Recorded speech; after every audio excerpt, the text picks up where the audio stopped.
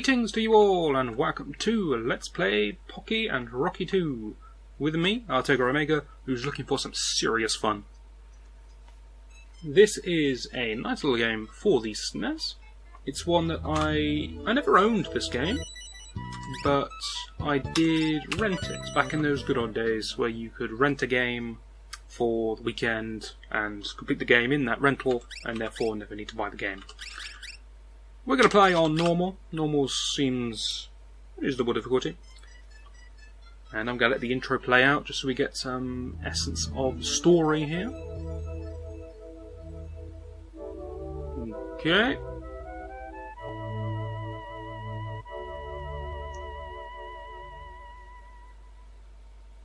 I understand completely what is going on, and if people are going to keep fading out of existence like that, we need to fix something about this. So, Pocky and Rocky. The person on the left is Pocky. I use the term person because I do not know the gender of the thing on the left. The tanuki on the right is called Rocky, and we are playing the American version of the game, which means he's now a raccoon, because, heaven forbid, we mention anything from any other cultures. Despite the fact he's a raccoon, he still has enormous testicles, like a tanuki, and you will be seeing his testicles a lot throughout this run.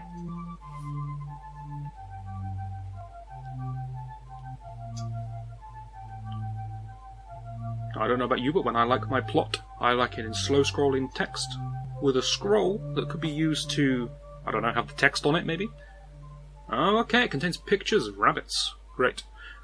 I'm not sure what this obsession is, but very often in Japanese-style things, I see something to do with the moon, princesses, and rabbits. It seems to come up a lot, this combination.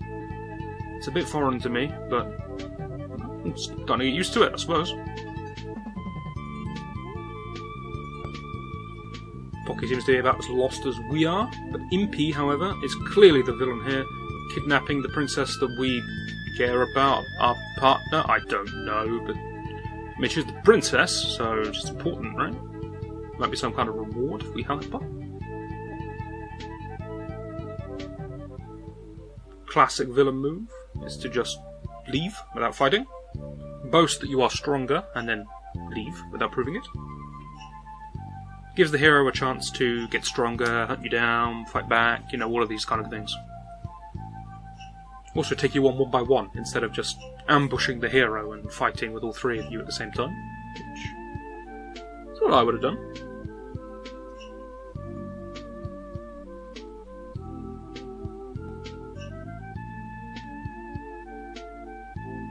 So these people now are our friends, and they're all bathed in a glowing gold light for no apparent reason. In-game they will not be gold, but I guess they're just standing in the doorway and the sun's behind them, which makes no sense because the sun seems to be in their eyes, so you know, I can't really figure out the geometry of where they stood. Nevertheless, our job is to rescue the princess, so it's all looking pretty standard right now. This is the world map. We start by practicing and finding what button it is that begins the level. And I'm none the wiser. So, rather than have me explain the way of the game, let's have these guys.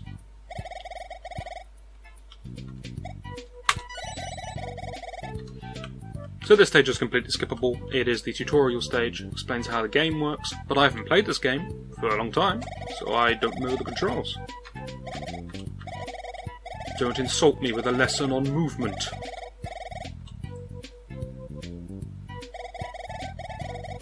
I literally had to move forwards to initiate this conversation.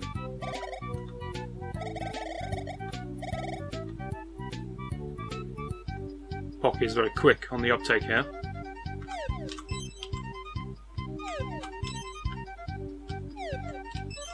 I believe I have mastered this event already.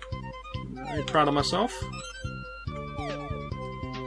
Trying to throw it out of bounds. Sneaky, sneaky. Superb. Now don't let this fool you, this is actually a good game, and the fact that the game is filled with a tutorial on how to move after you have moved is neither here nor there. interesting fan man has come to teach us the art of throwing cards, which is our basic attack in the game. Pocky is trying to maintain some kind of fourth wall. I believe these are supposed to be ghosts. Yeah, they're ghosts. Most basic enemy in the game. You see lots of them, they die in one hit. No threat, really. I think some of them can shoot later on. Not these tutorial ones.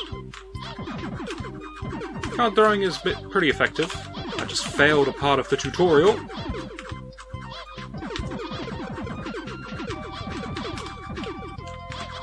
Card throwing is a very fast attack. It's can fire in 8 directions. It's pretty good.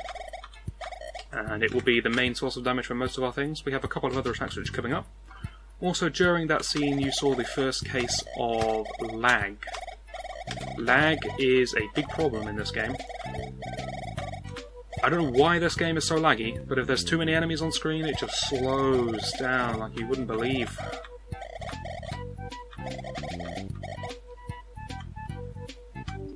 Now it's time to learn about our second attack. It's our melee attack. It is the waving of the magic wand. Okay, this tutorial is seriously destroying me. I don't think you can die in the tutorial, but I'm slightly concerned now. It's not looking good for me when we start the actual levels.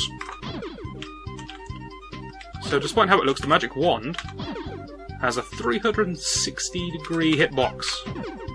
And you can hit people with your back. It is an incredibly good weapon. So if you're surrounded by enemies, rather than trying to shoot cards at all of them individually, which do only go in one specific direction, just standing there like this makes you nigh on invulnerable. Not against bosses, of course. They just walk into you, and not everything dies in one hit. But hey ho, it's very strong.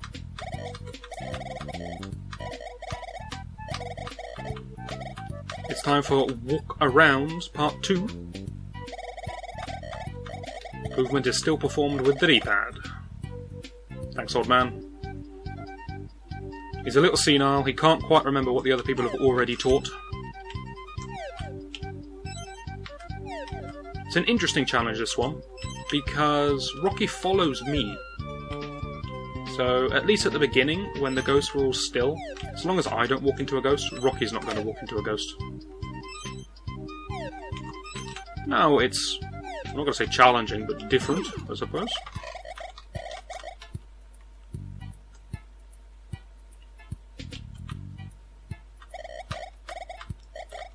Obviously, when it comes to learning how to throw your partner, yep, throw your partner, we need fishermen to teach us. The sacred ancient fisherman. But throwing is incredibly useful, and you'll see me use it against every boss. I think every boss.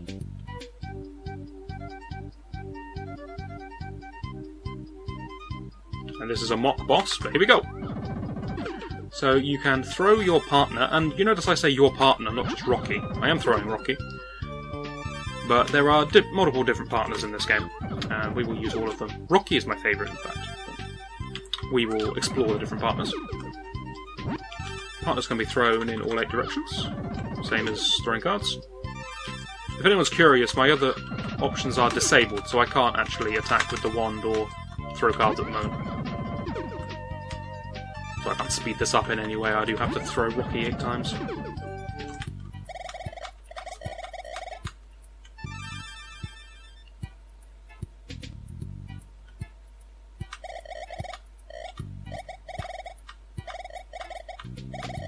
Now, I vaguely remember doing this test, and it's one of the most pointless things you'll ever see. So, this is called magic, and when you use magic, you transform into your partner. Don't listen to what this guy's saying, I know what's going on here. When you use magic, you transform into your partner, which is useful in some circumstances. But in order to make this a difficult challenge, the game forces you to transform into your partner at precise locations and then walk dodging ghosts. Now, why it does this, I don't know, because I've already practiced movement twice. And all this really needs to tell me is, look, you press the A button, you turn into your partner, when you're finished, you press the A button, you turn back. Because, I mean, that's the meat of it here. Why I have to dodge ghosts and do it in specific locations is anybody's guess. But hey ho, there we are.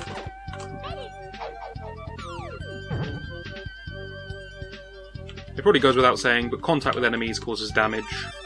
Just does it for me, just for Rocky. Rocky can die, but Rocky respawns. And if you throw Rocky, then it does a lot of damage, but it also kills Rocky, and you have to wait for him to respawn. So, short version of that, I don't care what happens to Rocky, because he's always going to come back. He doesn't take that long. Magic has some invulnerability on it, it's useful. I got 80%?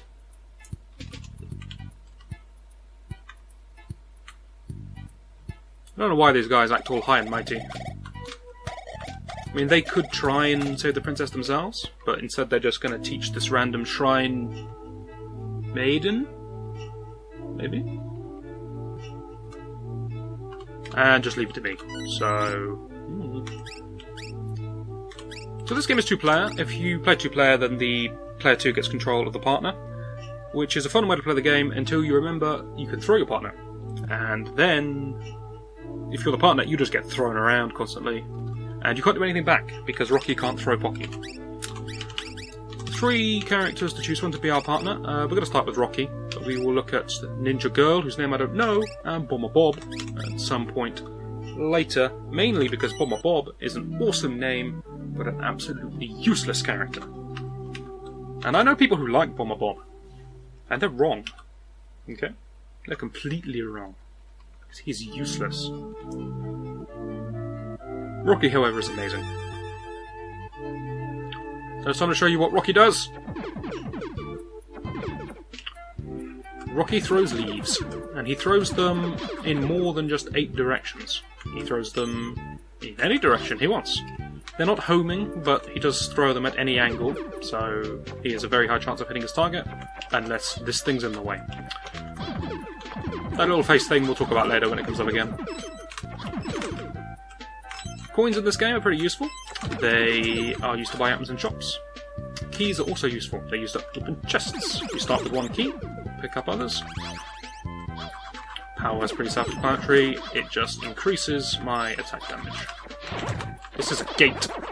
It can be killed by doing this, but it can be killed a lot faster by doing that, because the magic wand is incredibly strong in comparison to the gates.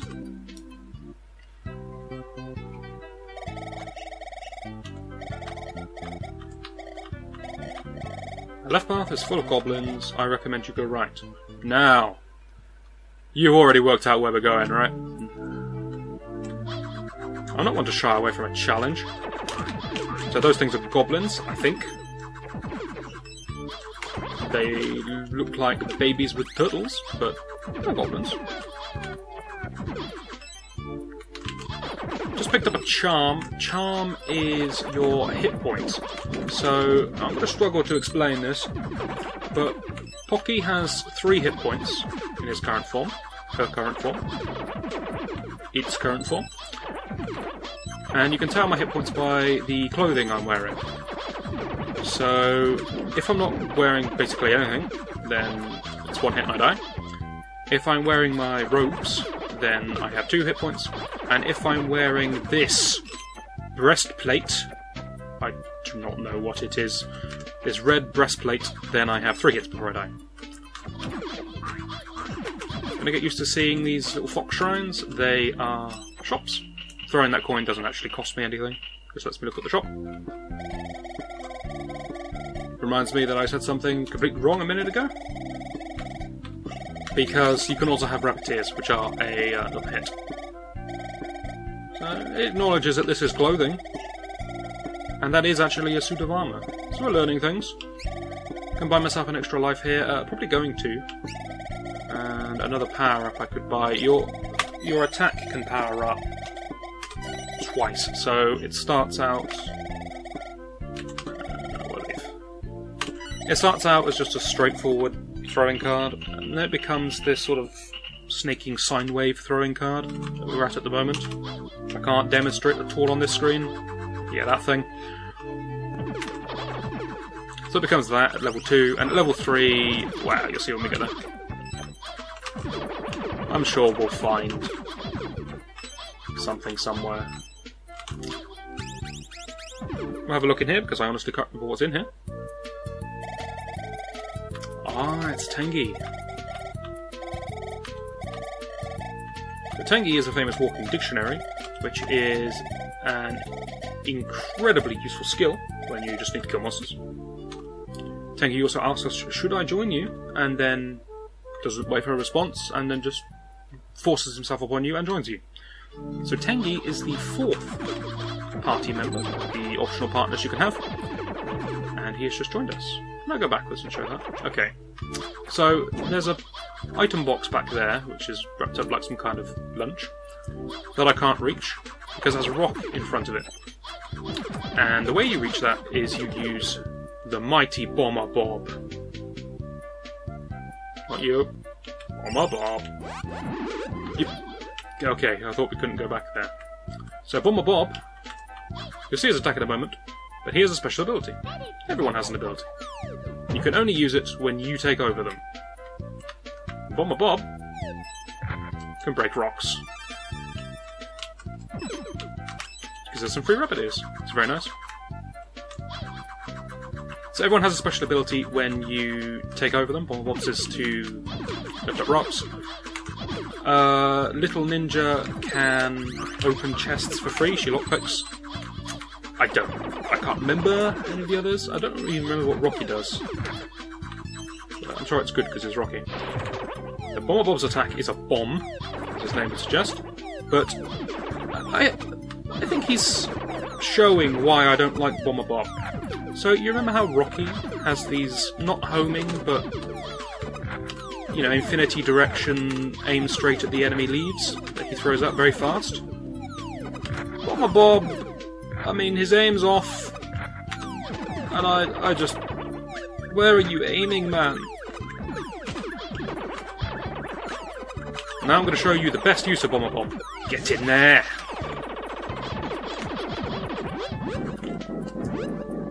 So this is something the tutorial doesn't tell you, is that when you throw your partner, it does damage, all that good stuff. But if you hit a boss, or a gate, because a gate is a boss, or a mini-boss, then it unleashes the partner's special technique, special attack. And they all have a different one, but they all do much the same. They just sort of hit in different areas. Some do more damage, some hit in a bigger area, some last longer. And what it does is it puts down a field of damage, and so long as the boss is within that field, they take damage pretty much constantly. So if you throw Bomber Bob too early, like that, then you don't get any damage out of it, but you do get to see him go headfirst into a tree and be killed by the experience, which is great. Back in! So Bomber Bob turns into some kind of Chinese, Japanese writing. It's got to be Japanese, isn't it? This game's very Japanese. And if the boss just stands in the flames, then the boss takes damage. Or the gate. Get in there! Okay, that was crafty. Hats off to you. Jumping as soon as I throw Bomber Bob is a pretty good tactic. I wouldn't want to be anywhere near Bomber Bob either, to be fair.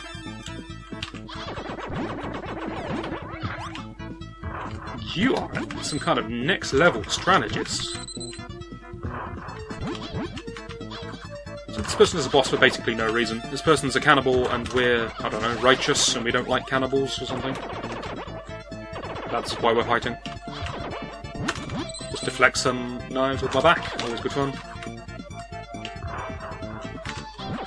And this is a common theme you'll see throughout the game. It's a boss, I want to fight from range. I would do better if I fought with the wand, I'd do more damage. But it's way safer to shoot from afar. It's in there, Bob. Bob. Bob, don't ignore me. What? Just traced hair?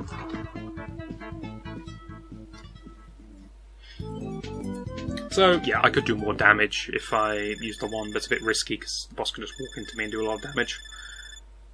So I don't like to do that, really. That's going to do it for this video. Interesting. I've disabled the input viewer on SNES 9X. No one needs to know about that. We're going to admire this still image of a peacock, and I'm going to see you in the next video. So hopefully you'll join me for that, and I shall see you then.